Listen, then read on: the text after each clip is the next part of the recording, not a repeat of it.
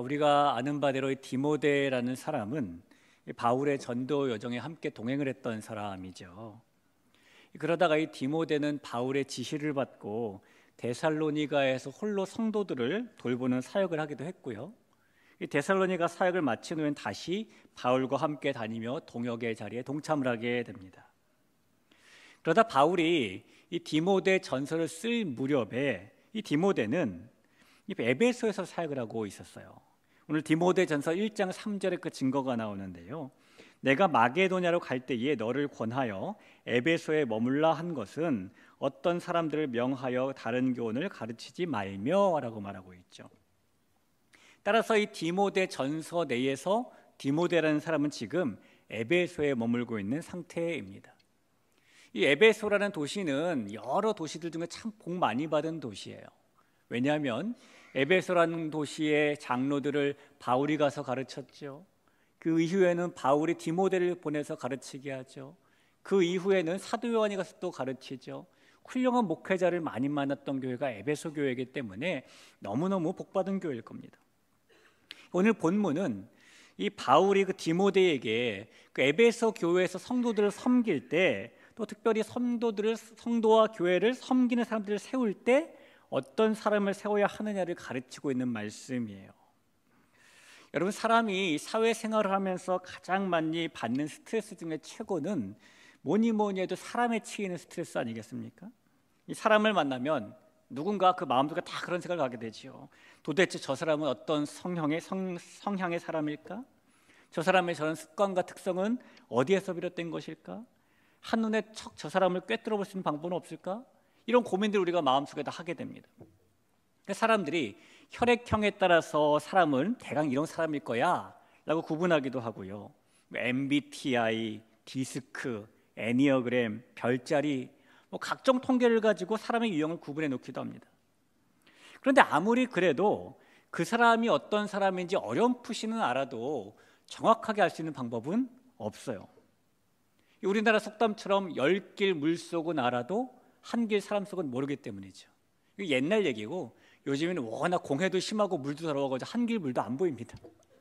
사람 속은 한치도 안 보이겠죠. 에베소 교회에서도 마찬가지로 교회와 교인들을 잘 섬길 사람들을 세울 때가 되었는데요, 그 사람들이 어떤 사람인지 정확히 알 수 있는 방법이 없는 거예요. 그래서 바울이 그 사람을 세울 때 객관적으로 이런 기준을 좀 봐라 라고는 가르치고 있는 말씀인 거죠.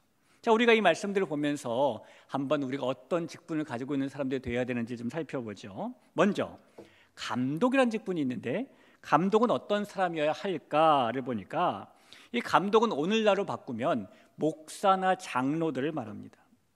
이 단어의 본래 의미가요, 안전을 책임지는 사람이란 뜻이에요. 특별히 교회 내에서 안전을 책임진다고 하니까 무슨 사고가 생기지 않을까, 누가 다치지 않을까, 이런 걸 책임지는 사람이 아니라 교회 안에 어떤 일이 올바른 길로 잘 가고 있는지를 돕는 역할을 하는 것, 이것이 감독입니다. 따라서 이 목사나 장로인 감독은 이 교회들이 십자가 복음 안에서 올바른 길을 갈 수 있도록 돕는 역할을 한 직분이죠. 이 바울이 이 감독이라는 직분의 객관적인 기준이라고 오늘 설명하고 있는 것을 보면 2절에 먼저 이렇게 써 있습니다. 그러므로 감독은 책망할 것이 없으며 한 아내의 남편이 되며 절제하며 신중하며 단정하며 나그네를 대접하며 가르치기를 잘하며. 자, 이 중에 책망할 것이 없으며라는 단어가 먼저 나옵니다. 이 감독은 남들에게 비난받을 만한 일이 없어야 한다라는 것이죠. 여러분, 사람마다 사람을 보는 기준이 다 다르죠. 주관적인 기준을 보기 때문에 똑같은 일을 보더라도 누구는 그 일을 좋게 볼 수 있고, 똑같은 일이지만 누구는 그 일을 나쁘게 볼 수도 있어요. 하지만 이 감독은 개개인의 그런 감정 때문에가 아니라 누가 보기에도 명명백백하게 비난받을 만한 일이 없어야 한다라는 것이 책망할 것이 없다라는 말의 의미입니다. 또 이 감독은 한 아내의 남편이 되어야 한대요. 여기 보면 한이라는 단어가 강조되어 있습니다. 그러니까 일부 일처의 결혼 제도 안에서 충실하게 살고 외도하면 안 된다는 것이죠. 또 한 아내의 남편이라는 데는 이런 뜻도 있어요. 여러분, 결혼을 했다고 해서 모든 남자가 다 남편이 되는 것은 아니죠. 이 바울이 말한 바대로 예수님께서 교회를 사랑하시는 것처럼 아내를 사랑하는 자가 남편이잖아요. 그런 남편이어야 한다라고 지금 말하고 있는 것입니다. 잘 이해해 주세요. 남의 편이 아니라 남편이 되는 게 감독의 이제 역할이라는 겁니다. 그 다음에 말씀하고 있는 게 절제하며라는 거예요. 이 사람마다 자기를 통제하지 못하는 경우가 참 많이 있어요. 어떤 사람은 화가 나면 감정을 잘 통제 못하기도 하고, 어떤 사람은 아무 말이나 막 할 정도로 말을 통제하지 못하기도 하고, 이 절제하며라는 말은 자기가 자기 스스로를 통제할 수 있어야 한다라는 뜻입니다. 자, 신중하다라는 건 뭘까요? 이게 생각을 많이 한다는 뜻이 아니라 신중하다는 것은 도를 넘지 않는다라는 그런 뜻입니다. 우리가 가정에서 부부싸움을 해도 어느 선을 넘지 말아야 될 그 선이라는 게 딱 있잖아요. 이 선을 넘으면 싸움이 회복되더라도 서로에게 상처가 남습니다. 그러니까 상처가 남지 않을 만큼의 그 선을 적절하게 지키며 열심히 싸워야 되는 것이죠. 그러니까 모든 일에 이렇게 도를 넘지 않는 모습이 감독에게도 요구된다는 겁니다. 단정하며라는 말이 있습니다. 역시 이것도 이렇게 온 매무새가 단정해야 된다라는 말이 아니라 이 말의 뜻은 존경받을 만하며라는 뜻입니다. 이 감독은 교회의 리더십을 발휘하는 자리에 있는 사람이기 때문에 당연히 존경받을 만한 그런 일을 그런 마음을 받아야 되는 것이 당연하겠죠. 또 나그네를 대접하며라고 나와요. 여러분, 어떤 마음을 가진 사람이 나그네를 잘 대접합니까? 강팍한 사람, 긍휼한 사람, 긍휼한 마음을 가지고 있는 사람이 남을 잘 대접하죠. 늘 감독은 긍휼한 마음을 가지고 있어야 하고 베푸는 사람이어야 한다라는 것입니다. 자, 오늘 또 2절 마지막에 가르치기를 잘하며라는 말씀도 나옵니다.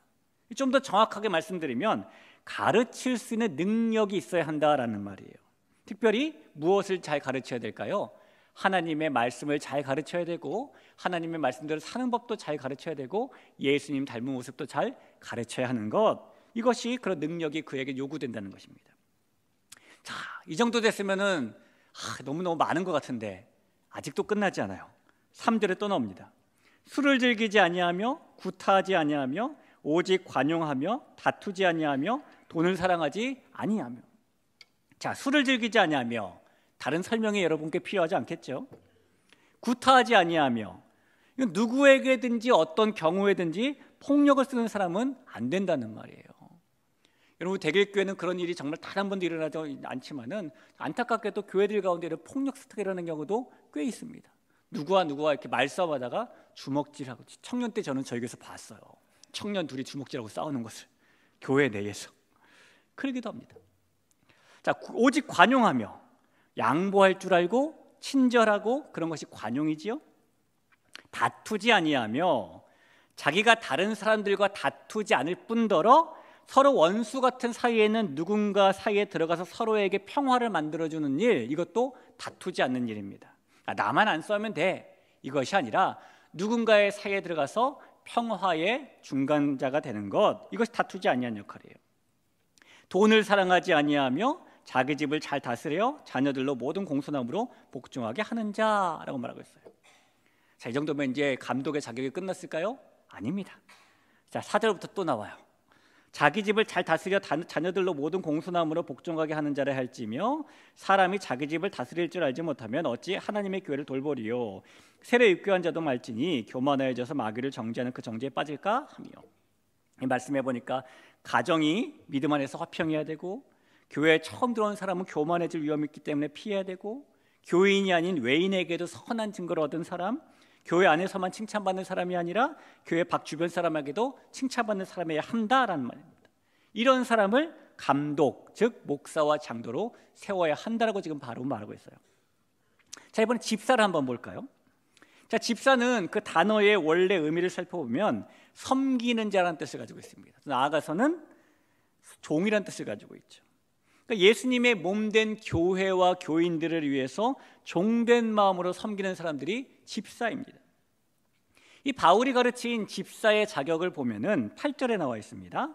이와 같이 집사들도 정중하고 일구이언을 하지 아니하고 술에 인박히지 아니하고 더러운 일을 탐하지 아니하고. 자, 정중하고 훌륭하고 존경받을 만 해야 된다라는 말이죠. 자, 일구이연을 하지 않는다라는 말은 여기서는 이 말하고 저기서는 저 말을 하고 또 속마음을 감춰두고 본 마음을 드러내지 않는 사람이 아니라 겉과 속이 똑같은 사람이어야 된다라는 말이에요. 술에 임박히지 아니하고, 자, 더러운 일을 탐하지 아니하고, 이 더러운 일을 탐하지 않는다는 뜻은 더러운 방법으로 돈을 벌어서는 안 된다라는 말입니다. 그러니까 돈을 벌기 위해서 누구를 속이거나 법을 어기거나 위법은 아니더라도 편법을 행한다거나 그러면 안 된다는 뜻이죠. 9절에 계속됩니다. 깨끗한 양심에 믿음의 비밀을 가진 자라야 할지니 라고 말하죠. 믿음의 비밀이라는 것은 아무나 알 수 없는 감추어진 무슨 신비한 것을 말하는 것이 아니라 예수님을 통해 주어지는 구원의 하나님의 계획을 말하는 것이에요. 그러니까 예수님이 유일한 구원자라는 사실을 믿는 사람, 아는 사람을 말하는 것이죠. 여기까지가 집사의 자격입니다. 감독의 자격에 비하니까 확 줄었어요. 자, 이번에 또 여자들에 대해서도 바울이 가르친 자격이 있습니다. 현대교회로 바꾸면 권사의 자격이라고 말할 수 있겠죠. 11절입니다. 여자들도 이와 같이 정숙하고 모함하지 아니하며 절제하며 모든 일에 충성된 자를 할지니라 라고 말합니다. 정숙한다, 여기 정중하다랑 똑같은 말입니다. 아까 우리 집사의 자격에 정중이 있었는데 여자의 정숙도 똑같은 단어예요. 역시 훌륭하고 존경받을 만한 사람이어야 한다는 뜻입니다. 자, 모함하지 아니하며 이 말씀은 다른 사람의 명예를 훼손시키는 말을 하면 안 된다는 뜻이죠. 이 모함이라는 것, 다른 사람의 명예를 훼손시키는 일이 얼마나 무거운 일이냐면요, 모함하다라는 말이 성경 원어인 옛날 그리스 말로 디아볼로스라고 부릅니다. 여러분, 디아볼로스가 다른 뜻이 또 하나 있는데 그게 뭔지 아세요? 그게 뭐냐면 사탄입니다. 악마예요. 그러니까 이 악마 사탄이라는 뜻을 가지고 있을 정도로 다른 사람을 모함하는 일은 그 정도로 가벼운 일이 아니다라는 것입니다. 그리고 절제하며 모든 일에 충성해야 된다라고 지금 말하고 있죠. 자, 지금까지 보니까 감독의 자격이 이래야 되고 이래야 되고 이래야 되고 또 저래야 되고 저래야 되고, 집사의 자격도 이래야 되고 이래야 되고, 권사 자격도 이래야 되고 이래야 된다라고 우리가 쭉 바울의 가르침을 들었어요. 이렇게 우리가 감독과 집사와 권사의 자격에 대해서 살펴보고 나면은 어쩌면 저나 여러분의 이 마음속에는 어떤 목회자나 어떤 장로님, 어떤 집사님이, 어떤 권사님이 탁 떠오를지도 몰라요. 아, 저 사람은 그런 자격을 안 갖췄는데, 이런 생각이 들 수 있는 것이죠. 아, 저 목사는 저런 면이 좀 부족한데, 목사네? 저 장로, 집사, 권사 그러네? 이런 생각이 들 수가 있습니다.